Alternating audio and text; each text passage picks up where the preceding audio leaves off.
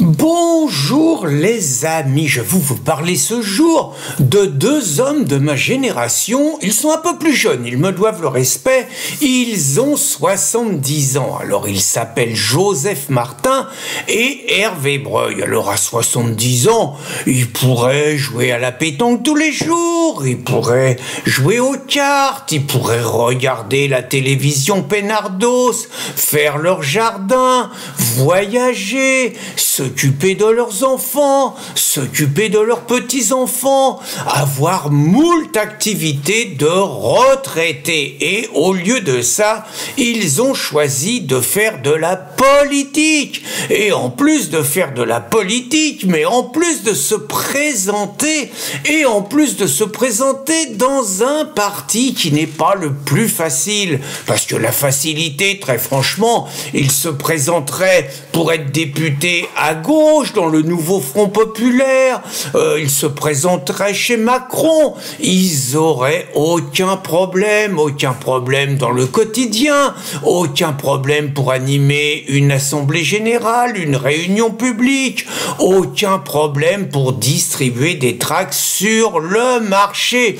Mais voilà que ces inconscients, ces imprudents ont choisi de se présenter sur la liste du Rassemblement national et de postuler pour aller à l'Assemblée. Et c'est là que les choses pour eux ont commencé à se compliquer. On va parler de Joseph Martin.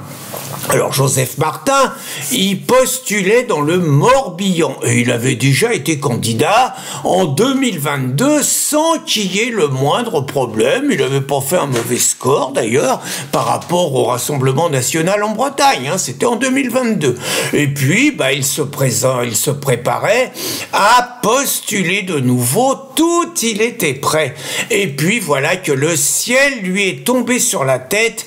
Libération et les ineffables journalistes antifascistes, anti-nazis, les Dupont, Massé et Plotu ont dégoté un tweet qui remontait à 2018, dont par ailleurs l'écriture, je vous cache pas, absolument incompréhensible. Je sais pas du tout ce que Joseph a voulu dire, mais je l'ai lu, j'ai rien compris. Toujours est-il que les fins limiers de l'antinazisme ont décrété que Joseph Martin, c'était le disciple de Forisson, c'était un négationniste, il aimait pas les juifs, et donc ils ont décidé de mettre le RN le nez dans son caca. Et naturellement, ils ont absolument pas essayé d'appeler le gars, dans le genre, Monsieur Martin, est-ce que vous pouvez nous expliquer ce que vous avez voulu dire? Non, pas de temps à perdre. Et naturellement, sur les réseaux sociaux, l'ensemble des candidats de gauche ont balancé évidemment la même chose que Libé. Et évidemment, ces vaillants journalistes du Canard enchaîné ont fait de même. L'objectif était clair. Dans une période où les insoumis sont quand même pas très à l'aise avec leur rapport au Hamas, dans le contexte où une jeune fille juive de 12 ans a été violée par des jeunes musulmans qui seront demain les électeurs de Mélenchon, le moins qu'on puisse dire était que la gauche était légèrement en difficulté. Quoi donc? Qu'un bon contre-feu, et le contre-feu c'était Joseph Martin. Le pire, et ça en serait presque à pleurer, c'est que le Rassemblement national, tellement pressé de se dédiaboliser et tellement, on va dire, presque paranoïaque devant les campagnes de presse qui peuvent tomber, n'a même pas pris lui non plus la peine d'appeler son militant dans le genre, Joseph, expliquez-nous qu'on puisse vous défendre, quoi, voilà. Ils ont dit tout de suite, on le vire chenu, on ne l'a jamais connu, on le soutient plus, il est plus chez nous, s'il est élu, il siégera plus avec nous.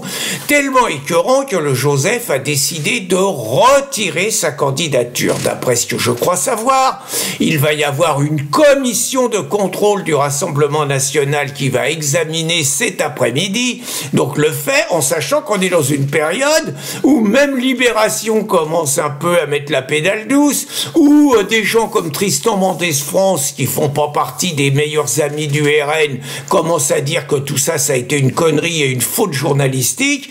Il n'empêche que le gars, il a été nazifié pendant 48 heures, et donc qu'à 70 ans, il passe pour un salaud et que le mal est fait. Alors, il est arrivé autre chose à Hervé Breuil, qui lui se présente à Saint-Étienne. Hervé Breuil, il était également candidat en 2022. Et donc Hervé Breuil, 70 ans, ancien acteur, ancien comédien. Alors là, il déconne Hervé, parce que la culture, le milieu des artistes, il faut être de gauche. Enfin, qu'est-ce qu'il lui prend? Donc bon, je dirais, lui, il a dit qu'il a pris sa retraite à 60 ans et que à ce moment-là, il a assumé un engagement politique auprès de Marine. Et donc, il était candidat en 2022, il est candidat en 2024, il distribue des tracts avec des personnes qui sont pas de la première jeunesse sur le marché de Saint-Étienne, et à ce moment-là, il y a 5 miliciens de gauche qui, naturellement, au nom de l'antiracisme, qui, naturellement, au nom de l'antifascisme, qui, naturellement, même au nom du combat contre le nazisme, les mecs, ils sont habillés tout en noir, comme l'étaient un tout petit peu certains dans les années les plus sombres de notre histoire, hein. Donc, habillés tout en noir, cagoulés, et naturellement, ils ont pété la gueule, ils ont poussé, bousculé, viré, arraché les tracts, et tout comme ça se fait très souvent lors des campagnes, dans l'impunité la plus totale des agresseurs. Il se trouve donc que Hervé on a fait un malaise, parce que c'est violent de se faire agresser, tout le monde n'est pas forcément prêt à ça, et que le malheureux a été hospitalisé et qu'il finira la campagne des législatives à l'hosto. Alors naturellement, cela n'émeut personne. Vous avez le candidat insoumis qui l'a joué faux cul dans le genre « c'est pas nos méthodes, on condamne », alors que les insoumis régulièrement agressent les militants de Reconquête ou les militants du Rassemblement national. Et moi, ce qui m'interpelle, c'est la complicité des pouvoirs publics et la complicité de Darmanin en personne. C'est-à-dire que dès que vous avez une peau de saucisson devant une mosquée, Darmanin accourt coude au corps, naturellement présente ses excuses au nom de la France aux malheureux musulmans, sachant que les églises sont 10 fois plus vandalisées, bien souvent par les disciples d'Allah, petite parenthèse, je pas dit toujours, je dis bien souvent, hein, et que Darmanin ne fait rien pour les églises, mais en plus il promet de la protection pour les mosquées, il promet de mettre des policiers qui ne seront pas utilisés autrement, donc pour protéger les mosquées. Je remarque que les seules agressions qui existent contre des militants politiques sont des agressions qui viennent de la gauche et qui sont subies par des militants du Rassemblement national, par des militants de Reconquête ou par des militants d'autres partis de gauche moins importants. Je remarque que la réciproque n'est jamais vraie. Je remarque que tous les meetings de la mouvance patriote sont attaqués par des militants de gauche et je remarque que l'inverse n'est pas vrai. Je remarque que si Darmanin voulait réellement faire respecter l'ordre républicain, il interdirait d'abord toutes les contre-manifestations qui se font le même jour qu'il y a un événement. Ça serait pas difficile, trouble à l'ordre public, les autres ont annoncé l'initiative. En France, il y a le droit de manifester, il y a le droit de réunion, allez hop, dégagez. Et puis, si les mecs se pointent, on allume. Je veux dire, les lois de la République, c'est comme ça. Première chose. Deuxième chose, c'est quand même pas difficile pour les municipalités, ils ont une police municipale sur le marché, on sait que c'est toujours quand ce sont des militants patriotes qui distribuent qu'il y a des agressions.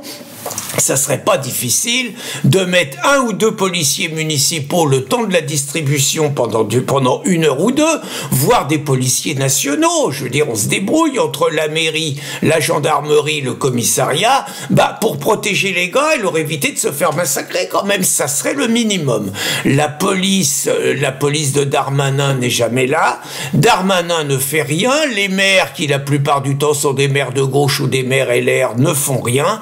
Comme si ça les arrangeait que cette terreur s'exerce contre les militants patriotes, comme si on voulait tout faire pour que les militants patriotes soient dissuadés de se présenter, de défendre leurs idées et d'être sur le terrain. Je voulais conclure cette vidéo en ayant une pensée naturellement pour Joseph et pour Hervé, en ayant une pensée et en rendant hommage à tous les militants patriotes qui, souvent au risque de leur intégrité physique, défendent leurs leurs idées sur le terrain et mènent le combat sur le terrain. Et je voudrais faire un clin d'œil en disant, comme le disent nos pires ennemis, mais cette fois c'est nous qui le disons, no passaran et le fascisme ne passera pas. Bonne journée les amis.